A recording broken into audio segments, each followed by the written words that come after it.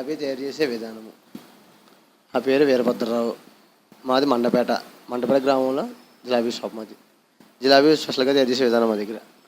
జిలాబీ తయారు చేయటకు ముందుగా 1 కేజీ మైదా ఒక బౌల్లో తీసుకుని కొద్దిగా పెరుగు, ఒక పావు లీటర్ పెరుగు తీసుకోవాలను.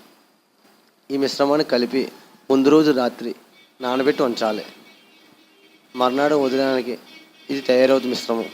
ఈ తయారైన మిశ్రమాన్ని మార్నింగ్ మనం జిలాబీ కింద తయారు చేసుకోవచ్చు.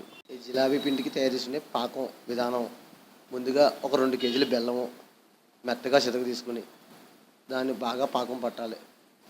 పాకం పట్టిన తర్వాత దానిలో కొద్దిగా యాలక్కి పొడి వేసి మిశ్రమం దగ్గరకు వచ్చే వరకు చూడాలి.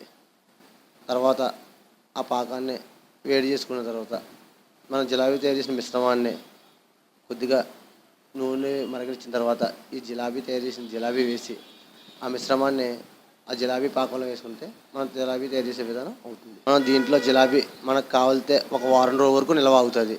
దానికి మనం ఎలా తయారు చేయాలంటే జిలాబీ మిశ్రమాన్ని సన్నగా మంట మీద వేపాలి.